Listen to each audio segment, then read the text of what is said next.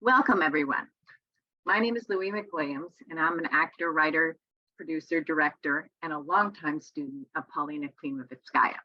And I'm so pleased to be today's facilitator for our discussion with Polina and Francis Cholle.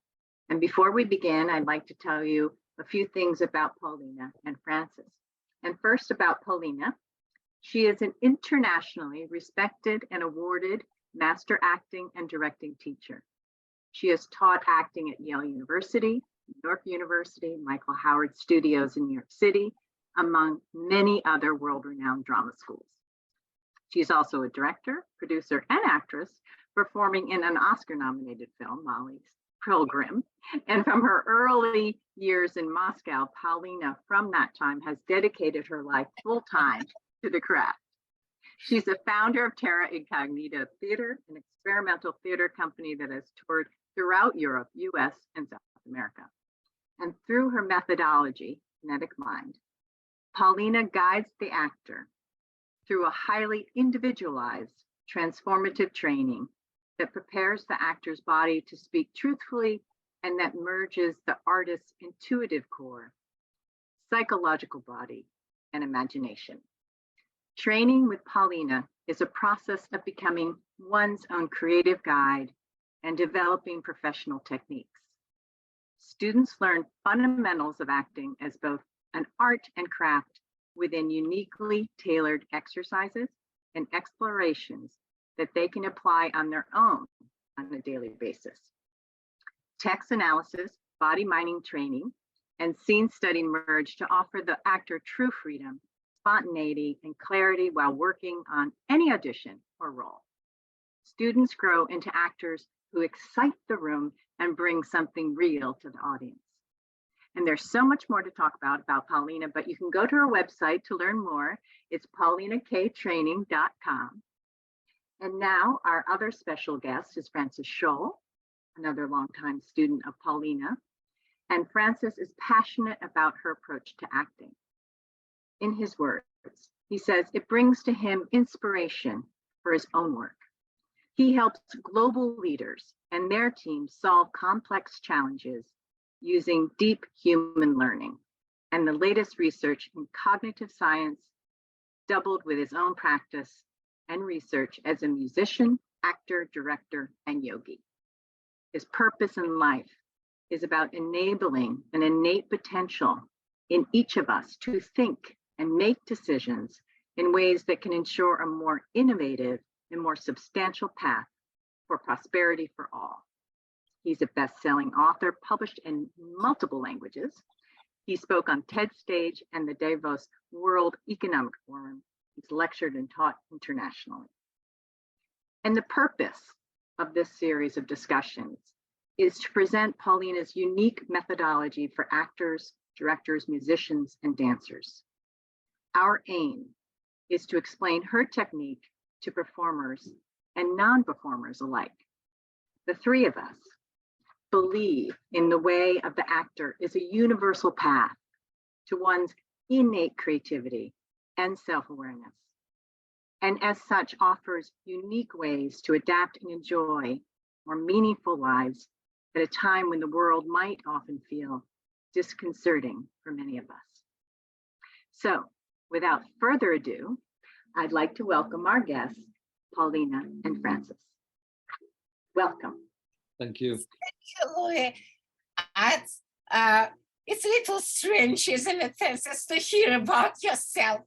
And you don't live in your moment thinking, oh, I did this, because that's, he has no relationship. So I always feel funny, right?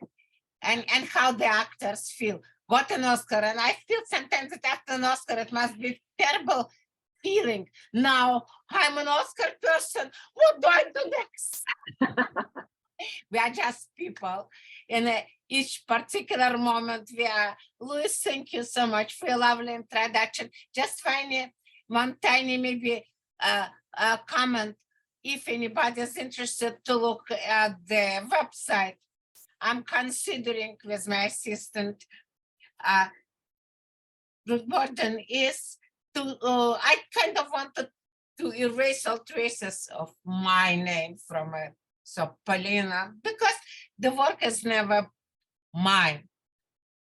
And so I Right. want to actually rename it, and we're going to change it in a few weeks for people if they're interested. It's still Polina, but probably within some weeks it will change to Actors Terra. I call my company Terra Incognita.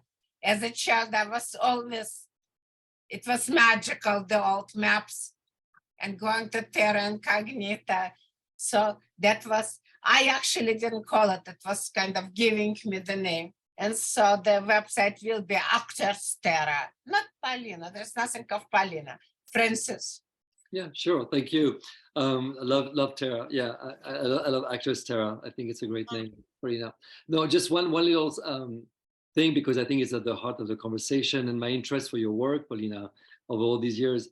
The work I do is helping people make decisions that secure a more innovative and more sustainable, not substantial, sustainable. Oh, sorry. Sure. No, but that's no problem at all, because that gives us an opportunity, because that's the heart of what I find interesting in Polina's work. And then of course it's about Polina to talk about it, but sustainable because we have in us the innate ability to understand nature and how nature works. And I think as an actor, what we're being called to do is work with our instrument, the body, and understand how it works. And then understanding how it works, we actually understand the bigger body, the earth, nature, and we can derive new ways of thinking and new ways of working. And that's my work in business and for education. And now back to Polina. Yeah. So clearly my introductions were not exactly precise, but pretty close. But it's good. I'm sure if anybody goes to your website and has it on their bookmark, it will probably go triggered to your new site. So I'm sure we'll find you on the web for sure. I have one thing that came off your website that I thought was kind of interesting and wanted to talk about and see what your thoughts are.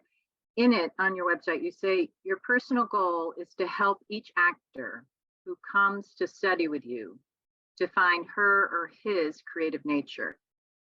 This is my job, you say, to help students to integrate so that the body absorbs the mind as a sponge absorbs water, and the mind absorbs the body as a felt feeling.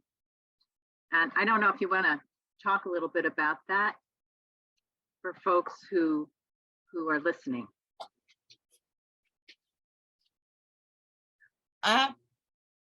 It's like everything simple and complicated. One of the things that when we start, probably in any field, but particularly in a field which is, I apologize for my, I don't apologize, that's what it is. I got COVID, so I will be crying and coughing through the things. So,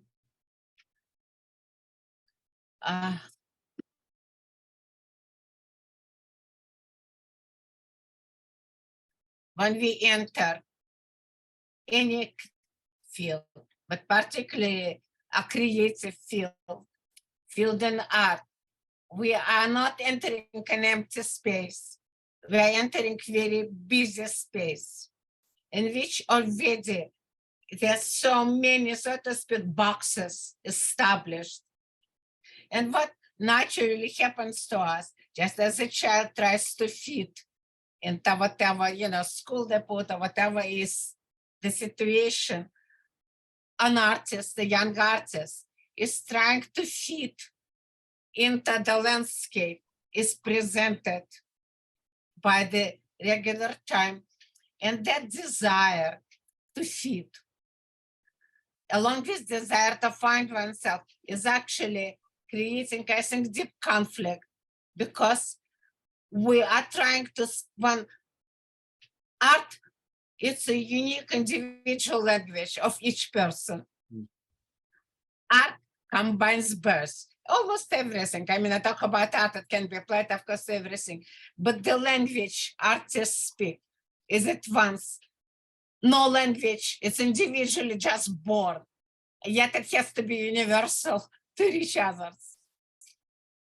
And it's like you're coming to another country. I came to America without knowing any English. I spoke Russian and German. So I needed desperately to understand and try to be and speak English. In art, we come in, and an actors are trying to speak a language. That's what they think the successful actors speak. And that very quickly deters people from the language they want to speak, and we don't know. So it's a conflict in life, and particularly in creative process, like in art, is we have a desire to paint, but to get to the core, the way my core wants to speak, is extremely challenging. That's why we have all artists, without any exception, taking time, from, I don't know, from Van Gogh, the genius of Leonardo da Vinci, how long he took to, and he never completed, right? So it's not only, so we're facing two conflicts. One, socially given patterns that we're trying to enter. And another, we all born, I think, with a personal theme. Like everybody is born with their melody of their essential song. They have to sing in this world. But to hear, to trust, to follow that melody, that's the challenge.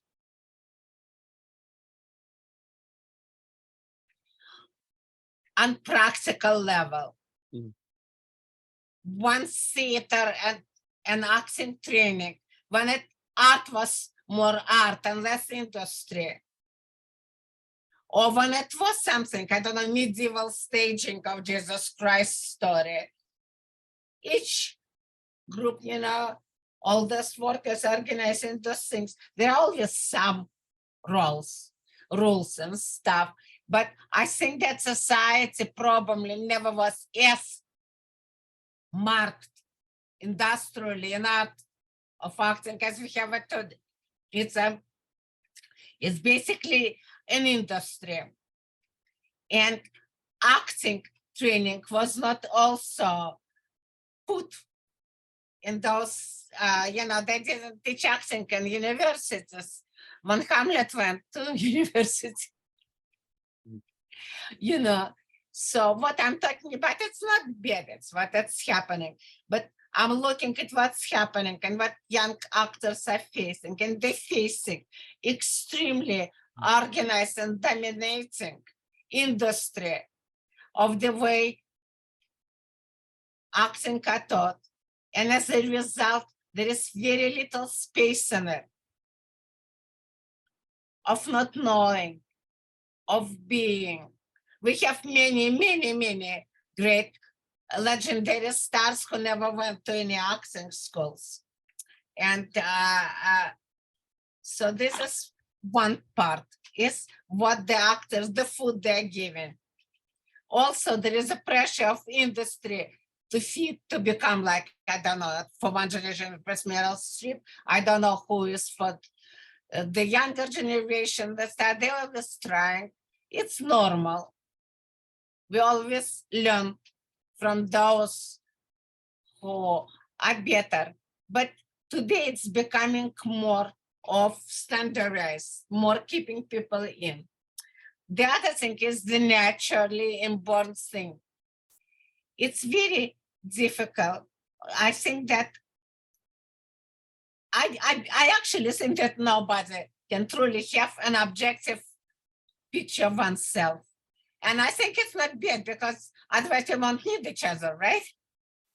But we need each other because we help to recognize and learn otherwise.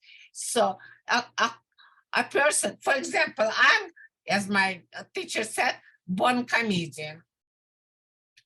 I'm a very serious person. I wanted to be an actress at the age of 5. I said, that's it, I'm going to be an actress. There was no question about it. And at the age of 10, I said, I was working on tragic parts. You know, I don't remember, I was probably practicing Hamlet in Russian at 14, you know, and met why women cannot do play the Hamlet. I was going to make Revolution to play Hamlet. Now, I probably would get a great comedy.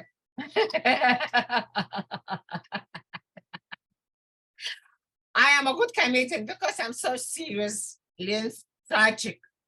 That's a mix. Now, but I needed somebody to tell me, Polina, you didn't notice you're born comedian.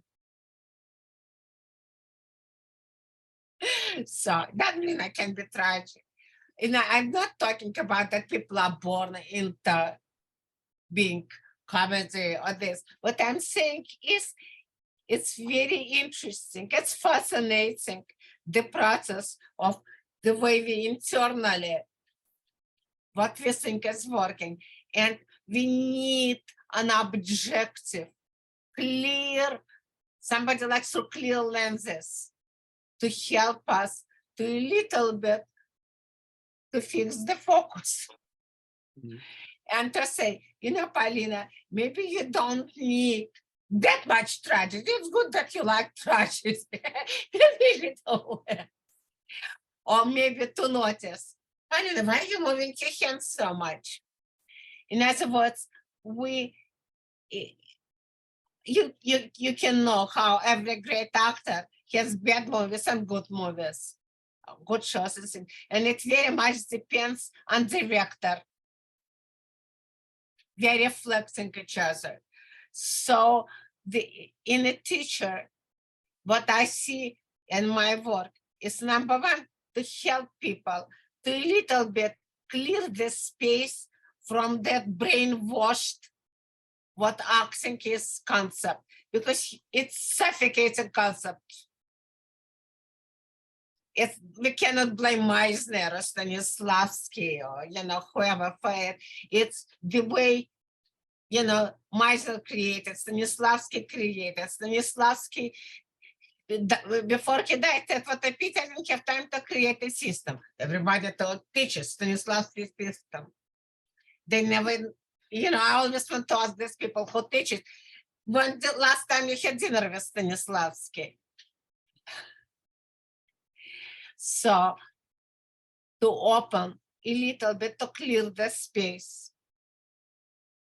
You often speak about space and in the inner, an inner vessel, so to speak. You have talked about that, and being present and having that interaction to make the movement. And I think, Francis, you had talked about too, I'm trying to find my little notes here at the same time. It's the vessel, you know, we're a vessel of energy and movement. And then it comes from inside us, how it starts.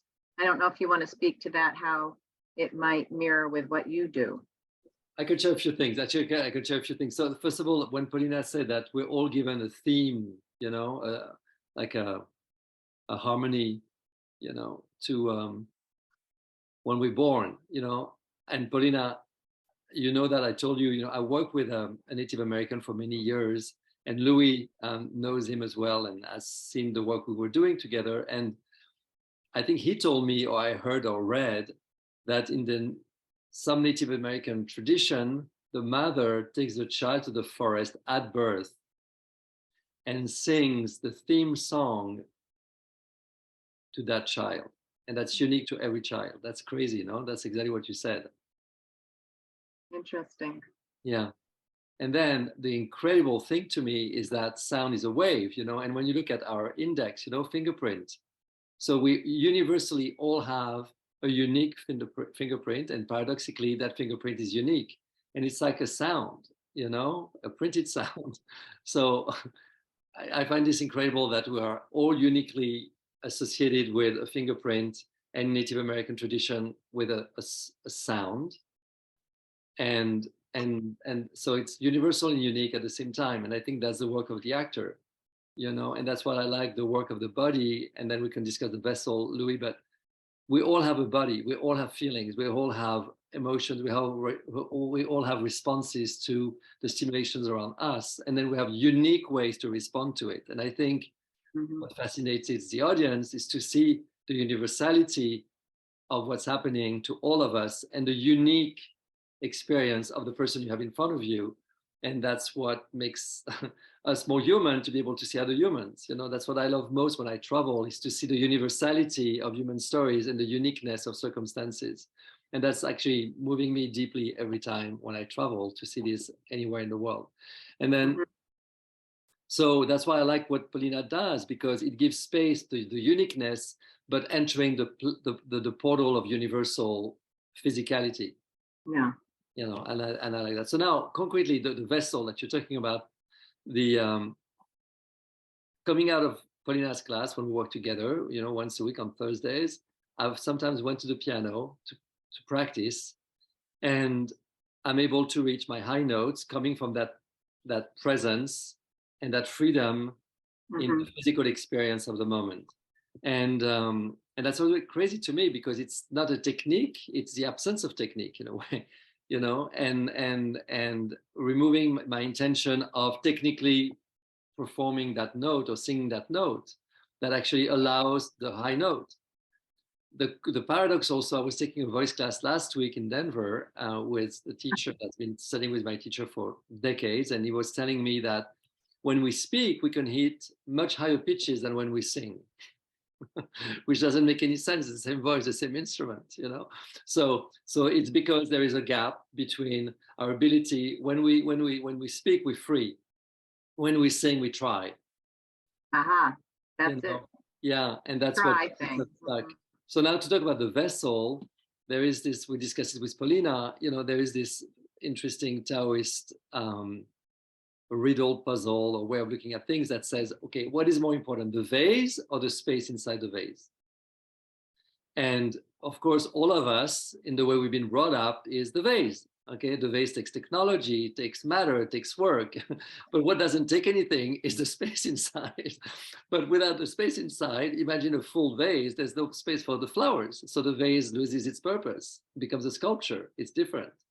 So I think the work that Polina encourages us to engage is with that creative space that we all are part of, outside and inside of us, and exploring both and the relationship between the two, the outside and the inner, which of course is one and the same, but then there is the identification of the self and the duty and the technique, and that's all that's in the way. So it's again, it's a paradox.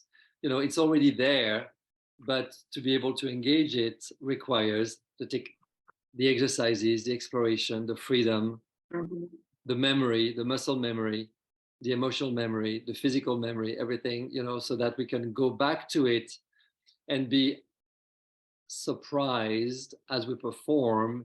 And that's where the professional training comes in, and be comfortable with the surprise so that you can deliver your lines, do your blockings, as you are really surfing a wave, you know, that you don't control. Because you're present, if you're really truly present in the moment, and you've done all your work, then you're alive to the audience, and they get to experience what you're experiencing, which makes it, as Polina says, the power is being present.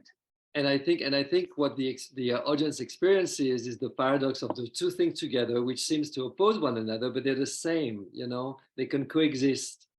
You know, like you're in a moment, and therefore you disappear in a way to actually appear more to the audience. And I think that we all know this inside. We all know this inside. We all seek and long for this. You know, being part of and still remain unique. And when you see this happen in front of your eyes by somebody on stage through a story, and story engage us, you know, stories engage us. So you're in the story, and then you see someone who is universally suffering and uniquely experiencing something, you know, and that's that's or universally living, experiencing, and having a unique way of experiencing it. And I think that that brings us peace and solace, and makes us more human and more accepting and more creative. You know. That's why there's never, whoever plays Hamlet is going to be a different Hamlet. About Yes, and Paul. that made me what it, talking about creative process, like talking about life. You can never, you try to isolate and put one point, but it's entangled in many. You cannot just have one. You cannot just look at one finger. You try to look at one finger, but in holistic medicine say, well, the problem is anatomy. That's why the finger is not well.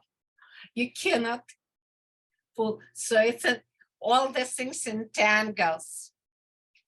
What you're talking about, Francis, what you're talking about, and what is creative things, it's very difficult to isolate. But in the same time, that's the challenge. For example, being present. It's the same when I remember when I would be told, Polina, relax. And I would get very angry because I want to be relaxed, but how can I relax? And the comment would make me even more angry. What do you mean relax? So specifically, how do you relax? How you become present? How I become present? Am I present now? I actually don't know. You see, that's where start the fascination of really creating specific way actors can train. Because we have to get idea. You are not in yourself. You're all the vocabulary. Raise your stakes. Well, I don't eat meat. How I raise my stakes, Okay. Try to remember when you were humiliated. I know somebody said to a student of mine, when you felt humiliated, and when I felt humiliated, I don't want to be humiliated. I get angry. He wants me to cry. He wants me to be humiliated. And I get the opposite reaction.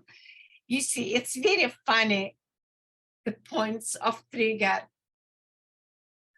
I learn not to say to my actors, be present or raise the stakes or use any theater vocabulary. Because this is a jargon that absolutely only, I think, paralyzes or hits an actor starts to work. So what we are looking at, what I'm kind of trying to create a new space, and I think it's not new, it's ancient. It's been from the beginning. It's number one. I don't know if I'm present. I don't know if I'm relaxed. I don't know what it means to be humiliated. Isn't it incredible? And Francis smiled. He doesn't trust me. No. I won't get myself to be humiliated. You see, I think it's this, I call very often my work, and you remember I mentioned in class, punctualism. The great technique of French painting. Is my pronunciation bad? Pointillism. So it's like pointillism. Point. Yeah. Pointillism.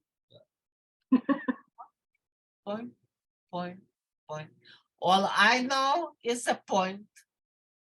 And then that point is that sound from as in your beautiful story, and the next sound cannot be preconceived or conceived before the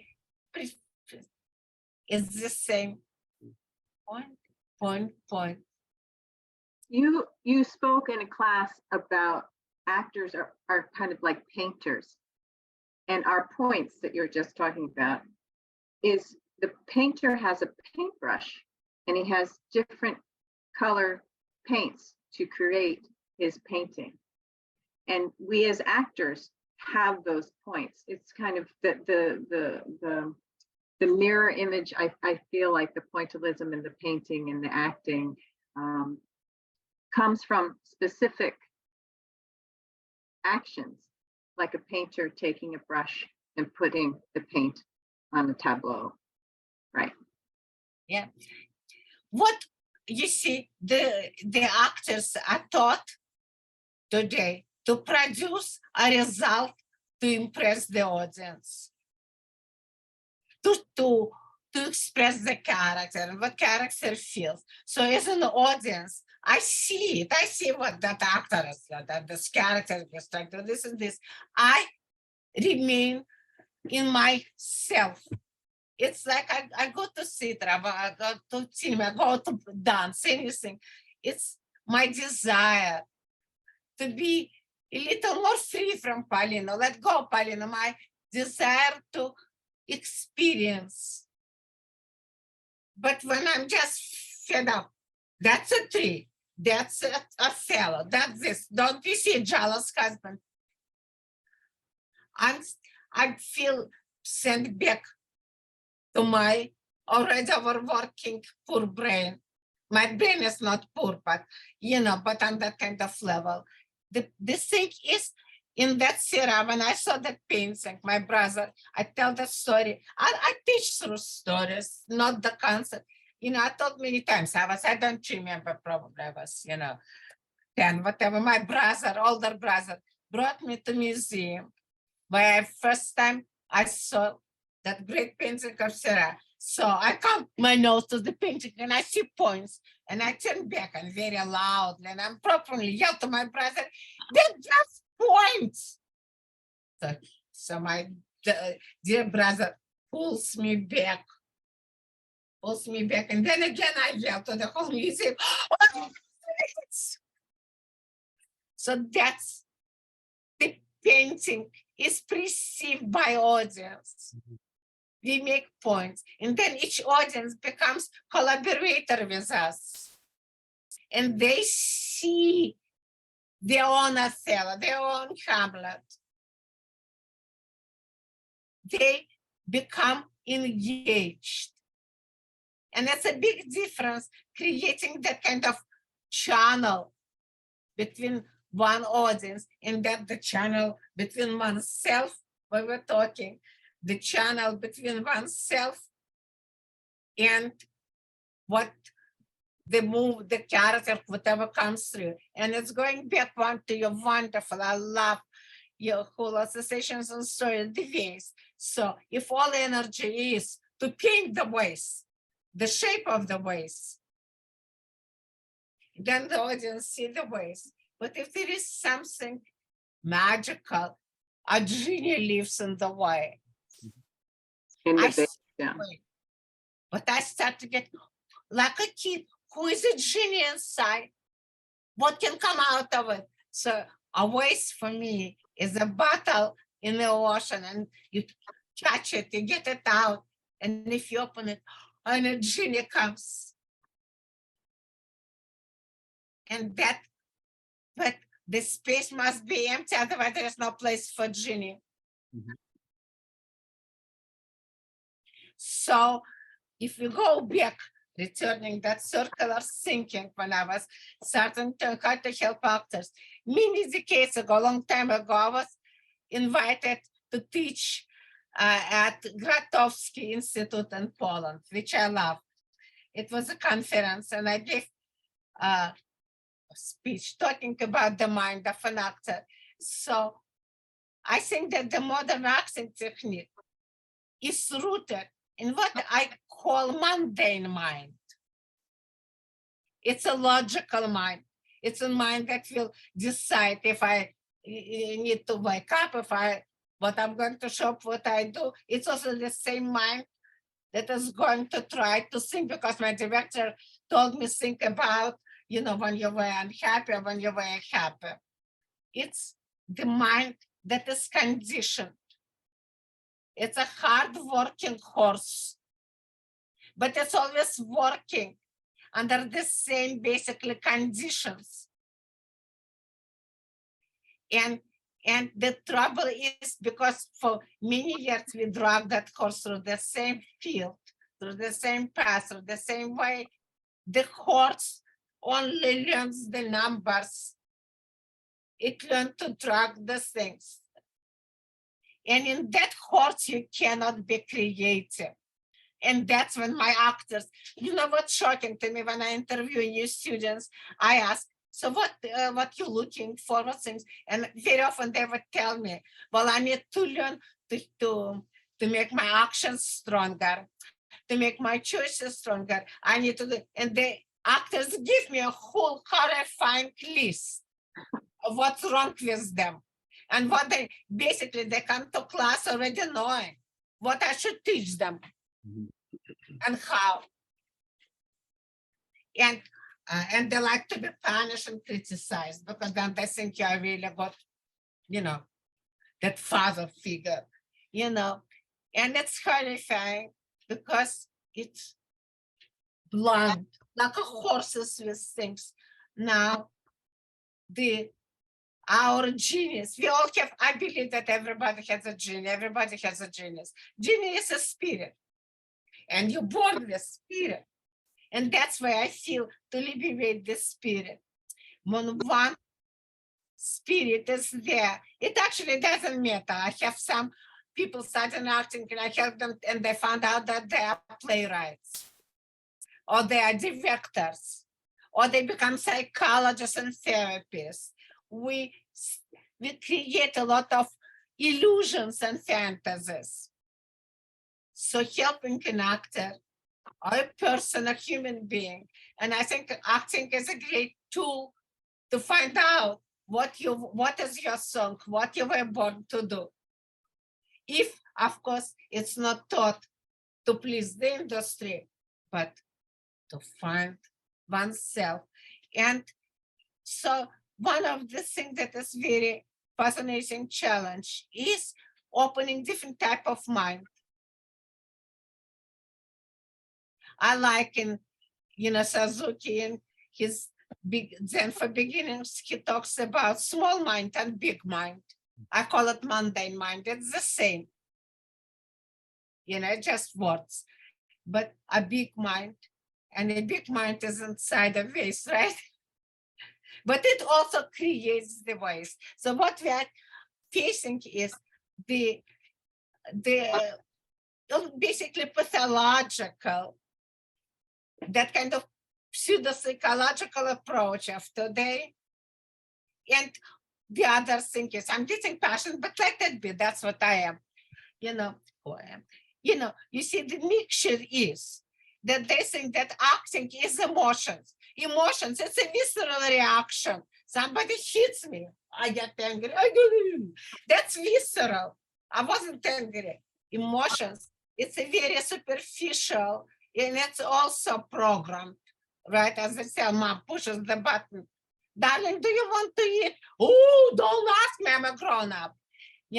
This is, the reflexes of Pavlov. Now, Stanislavski was very interested in it. It's interesting, of course. Plus, Stanislavski was a man of complete control and precision. So he wanted to control his actors a bit like dogs. That's nobody is perfect. That was Stanislavski. But that we also don't know exactly. That's what I just heard from people, older people who managed to know him. But the point is, we have reflexes, but dogs don't create art. And that confusion today, where the actors get applaud because they can cry or push these things, As a matter of fact, when I was with all doctors in Moscow, the word emotions was forbidden. It was vulgar. Nobody cares about your emotions. Do your job. We are much more than our emotions. Mm-hmm. We have spirit. We have deep feelings. We have whatever existential and human connection. And that's what brings me in. Watching somebody crying. My mom, my late mother came to New York, worked this is, come home and said, Polina, why do you sit? And I said, Mom, again? She said, oh, but they all do it on the street. They scream, they cry, they fight. I said, that's not my theater. That's why I'm doing my theater. So it's, and what all, but to complete this, so what happened? Because it's easy to sell, it's sensationalism. It's idea of realism, naturalism, imitation of life. It's easy to control, to cook, and to sell. And industry made a lot of billions on it. And that doesn't mean there are no great actors, doesn't mean there are no great films or theater. I'm talking about very general tendency, and I'm not criticizing. I'm only basically seeing the way the major flow goes. And one doesn't want to be swept by the hurricane. One wants to stand on a safe ground. And that's what I'm trying to see. The safe ground is our humanity, which is much bigger than my crying about my dog or whatever. It's how I can be connected to humanity through my work and how things, but that preoccupation with those sentimental sensationalism and emotions and pseudopsychology, every 10 years old is already a Freud, is taking us away from understanding that acting is an art. And the art, those points, if I start to put points on a canvas, I won't create painting, I will create mess. So each point, it's like abstract art. When abstract art starts to become, famous, everybody starts to make abstract paintings. Junk. Now, so that's what's happening with acting. So we are losing a sense of artistry. That's where kinetic work comes. And if my body has to become, yes, that's what I use instrument, but my body is not an instrument. My body is divinity itself, that through which divinity speaks. And the essential thing that makes me so like, there is no more sense of art. I get young actors coming and I see, I always say, I smell the talent. I smell the nature of the person, specific, unique person. And I know, I see the potential. The guy enters, I just had, enters my class and I know, I can feel which way he can develop into a unique and interesting actor. But for him doing, those exercises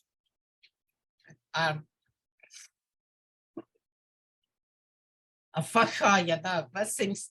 So they don't understand because we are so addicted, so poisoned by the imitation of life, by imitation of being present, Lué.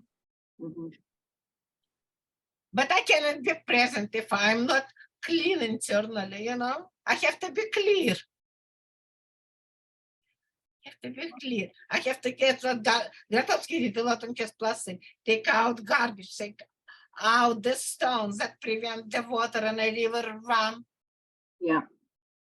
We need to really clean the riverbank so that this divinity, and what is divinity? I'm not thinking it mystical or religious. I'm talking about just sense life, which for me remains a miracle.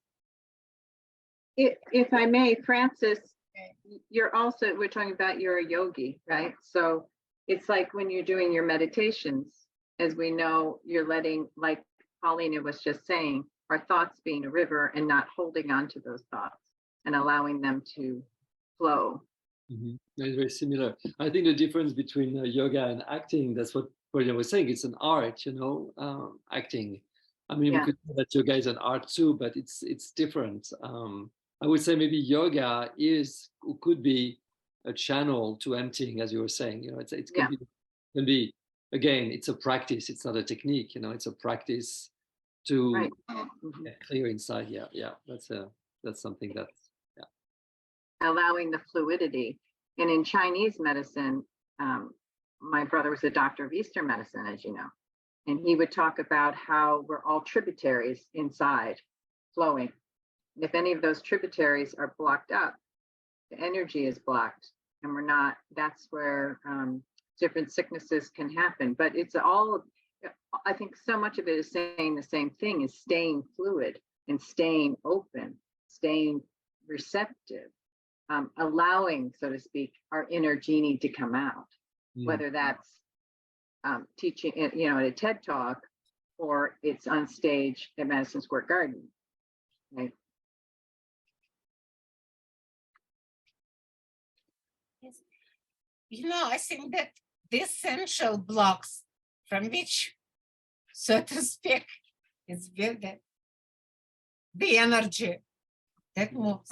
And then that's where there comes specific mastery of specific art, being that energy channel into yoga, martial arts, dance, or anything. That's where comes the uniqueness of the mastery of that art. And that's where comes the uniqueness of each human being who comes.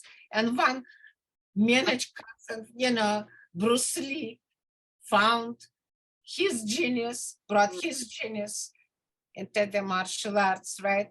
And it's art what he did. So that's where we're going back to the finding the nature of each of us. What Charlie Chaplin. But if Charlie Chaplin would have to play in any Hollywood movie of today, I think it would be disaster.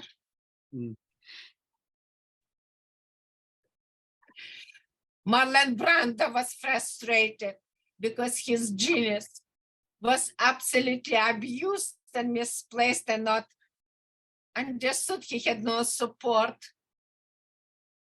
except he made a few things, like when he worked with Yakazan, things he managed it. But my question is why an actor, for example, like Brando, made so many bad movies, not only later, it's this whole junk of Hollywood, but even when he tried, seriously, he failed on some films. And he made very few really great ones. It's very interesting, the process, and how that energy in yoga, in, like Qigong, any form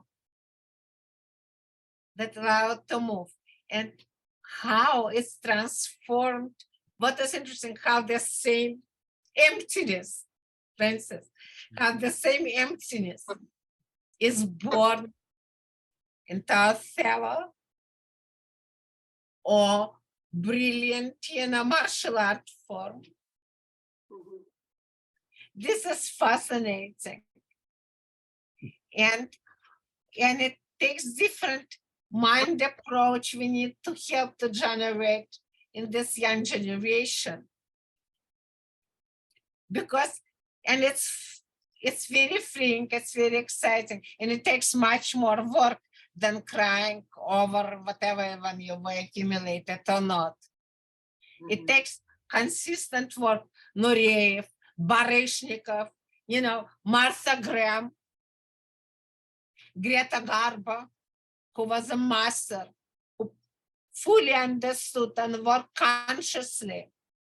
It's incredible, when I read, this unauthorized memoirs about her, how she worked and the level of consciousness she had about her art and stuff. So there's always in the process, something gets lost at each generation, and hopefully something gets created and rediscovered.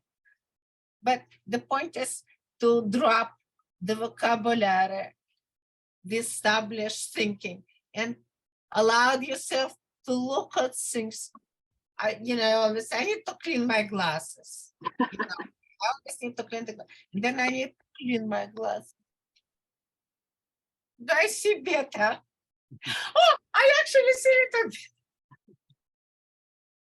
There is a continual layers of cleaning glasses to perceive, because we actors forget that it's not about emotions. It's about opening a new window, a new angle, new perception. Mhm. The stuff. Acting is the most conservative of all arts. I don't know why. Why? What do you think, Lué? What do you think, Francis? Why acting always ends up being the most conservative?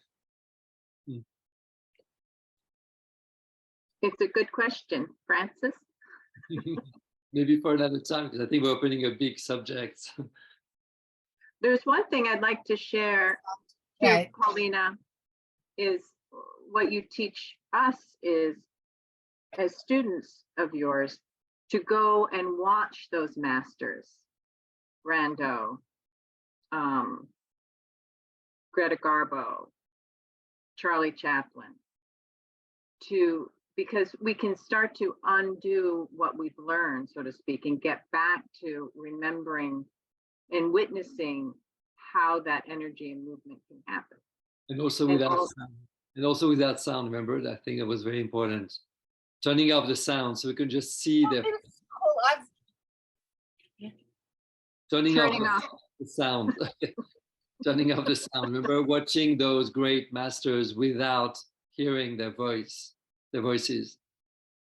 And still understanding Yes. the point. Yeah. Right. Yeah. And another, just besides that, is talking about energy, is animals. And watching an animal, it's almost like that inner genie, their spirit coming out. If you watch them, about to go after something, for dinner.